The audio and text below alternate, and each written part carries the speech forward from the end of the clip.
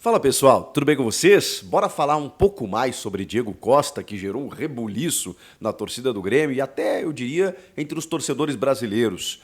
A expectativa por esse centroavante que chegou no tricolor, mas vem mais atacantes por aí. E o Júnior Santos segue na pauta, eu vou te falar sobre isso também. Chega mais, eu sou o Chico Garcia, inscreva-se no canal e vamos juntos!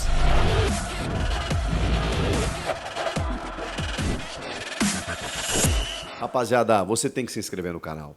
Eu sei que para você, torcedor do Grêmio, eu falo menos de Grêmio do que eu deveria e gostaria. Mas eu resido em São Paulo, eu cubro os clubes de São Paulo, então fica mais próximo para mim. Mas eu tenho um amor pelo Grêmio, meu time do coração, e eu sempre vou noticiar aqui e falar a respeito do Grêmio. Então você, torcedor gremista, sempre vai encontrar aqui, talvez não todos os dias, mas normalmente após os jogos ou quando o noticiário exigir, eu estarei aqui falando com muito prazer, mesmo no insucesso do nosso imortal. Beleza? Por isso eu conto com a sua inscrição aqui também.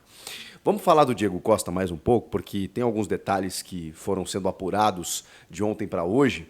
E primeiro eu queria dizer que o anúncio dele gerou uma divisão na torcida. Só que eu noto, e vocês podem me corrigir se eu estiver errado, uma correção de rota aí.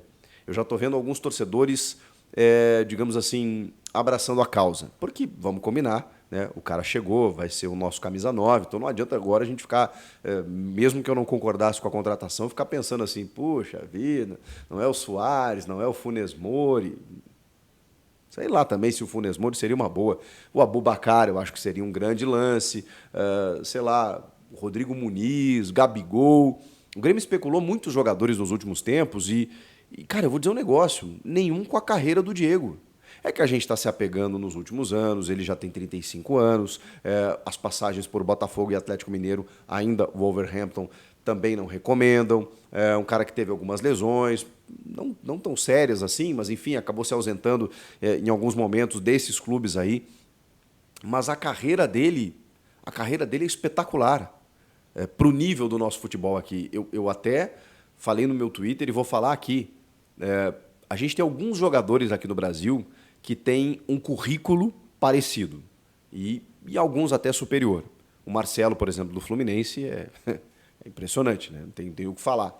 O Rafinha do São Paulo tem um currículo bacana em termos de conquistas. Cara, mas assim, entre os atacantes,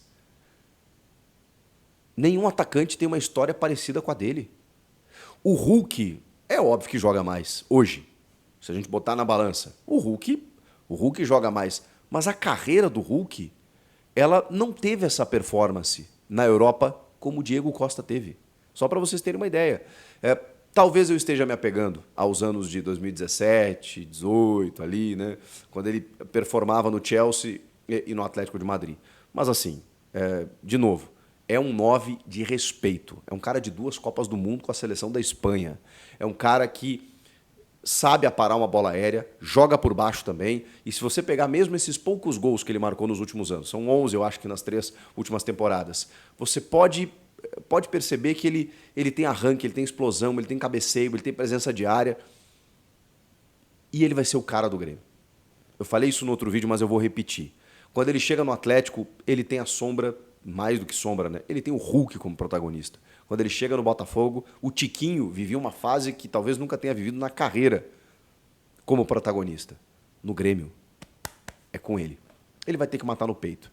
E ele vai ser efetivamente o sucessor do Luizito Suárez, que inclusive jogaram juntos no Atlético de Madrid, quando o Luizito foi protagonista e o cara daquele título espanhol, e você ganhar um espanhol pelo Atlético de Madrid, tendo Real e Barcelona no campeonato, é impressionante. O Luizito foi o cara, especialmente na reta final, fazendo gols decisivos, e o Diego era o reserva dele. Cara, imagina a motivação desse cara. E aí já dei alguns detalhes aqui, que o Renato conversou com ele, eles tiveram uma longa conversa, o Renato sentiu nele a vontade de defender as cores do Grêmio, e o Renato entendeu que esse é o cara pelo estilo dele, para ser o 9 da Libertadores, pelo estilo brigador, trombador que ele tem, e pela jogada do Soteldo, né, que vai se recuperar daqui a pouquinho, de ir na linha de fundo e levantar muitas bolas para a área. O Diego Costa, na bola aérea, ele é um fenômeno. Então, assim, eu tenho certeza que vai dar certo. tenho certeza, eu posso virar meme aqui, mas eu tenho certeza que vai dar certo. E o que é dar certo, Chico? Não estou dizendo aqui que o Grêmio vai ganhar a Libertadores, não sei.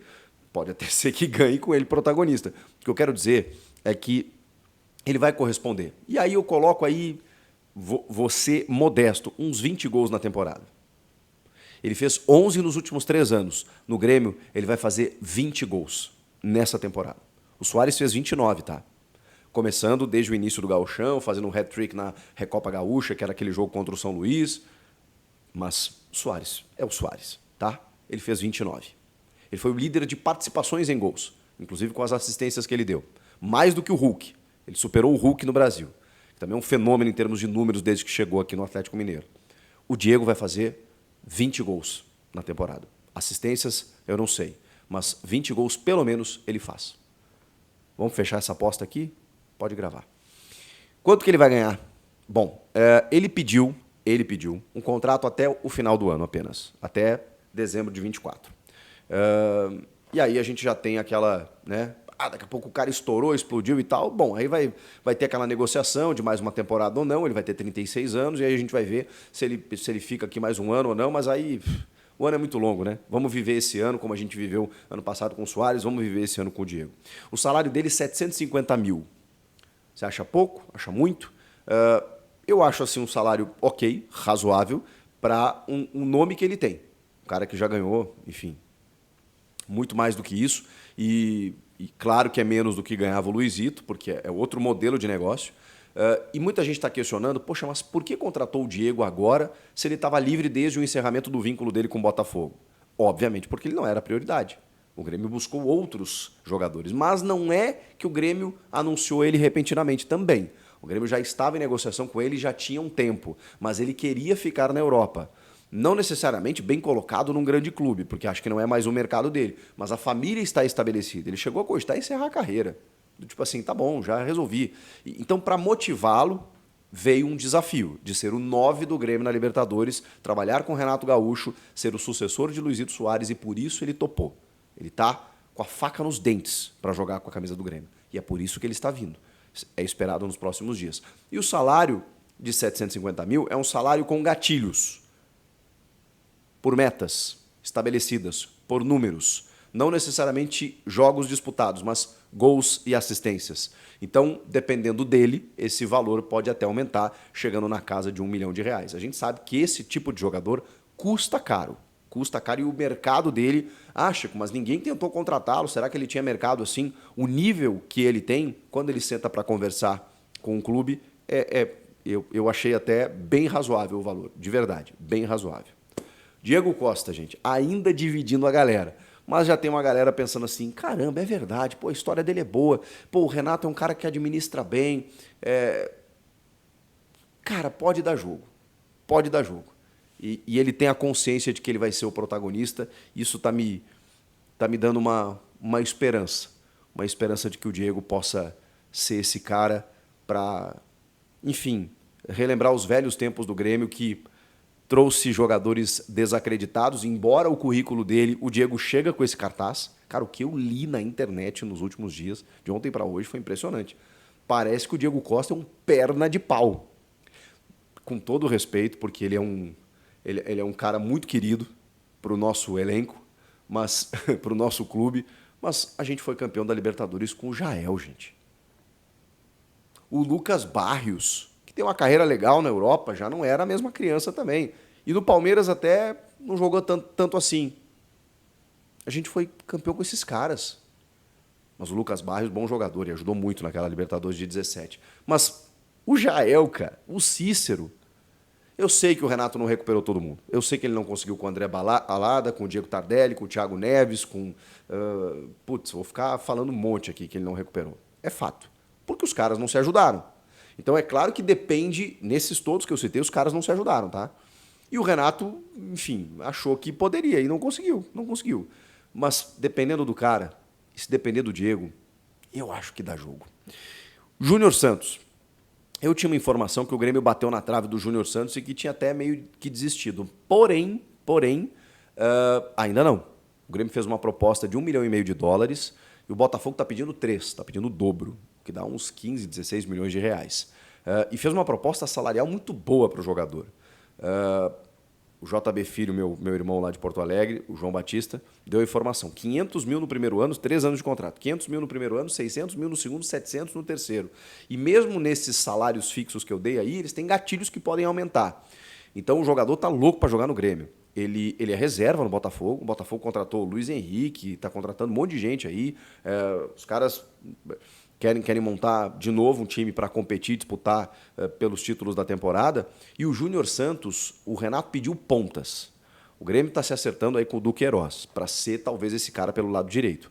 Mas o Renato pediu um ponta necessariamente. E aí o Renato vai tentar ver como ele trabalha. Ele vai usar um jogador de beirada mais de contenção, mesmo sendo um meio-campista como é o Duqueiroz, para ser um Bitelo, um Alisson, um Ramiro, jogadores que ele já utilizou ali naquela faixa, ou ele vai querer um ponta mesmo para tornar o time mais ofensivo? Ele vai ter repertório. E é tudo que o Renato quer agora, né? Ele quer fazer um jogo com pontas, ele quer fazer um jogo com meias, como ele fez no ano passado. Quando ele precisou, ele botou 3 volantes, ele botou 3 zagueiros, ele misturou o time. O Galdino não está funcionando necessariamente ali pelo lado direito. O Natan Fernandes sim, mas machucou. Então ele precisa de elenco. O Renato quer elenco. Então, apesar do Duqueiroz, ele quer mais um atacante ali pelo lado direito. E esse cara é, no momento, a bola da vez, Júnior Santos. O Grêmio ainda negocia, o Botafogo pediu um valor acima, o Grêmio recuou, mas talvez eles encontrem um denominador comum para que ele seja jogador do Grêmio. Isso ainda está na pauta, o Grêmio tenta até o dia 15 anunciar o Júnior Santos. Vamos ver se rola, porque eu acho que seria uma boa peça, se não para ser titular, para grupo, mas eu acho que briga para ser titular, tá? Gosto muito desse jogador, acho que briga para ser titular, e aí você tem Soteldo e você tem Natan, né? Que eu acho que o Natan também está pedindo passagem. Mas aí, né, gente, a temporada é longa, né? Suspensão, convocação, né, lesão e tal. É bom ter no grupo. É isso que precisa. E não é só isso. Ainda faltam jogadores e o Grêmio vai em busca deles. Comentem aqui o que vocês acharam. Diego Costa e Júnior Santos, Soteldo, Vila Sante, Cristaldo. Pô, já estamos, né? Tá ficando mais robusto. Tô gostando mais. Inscreva-se no canal, eu conto com você para a gente chegar em 1 milhão. Até a próxima. Tchau!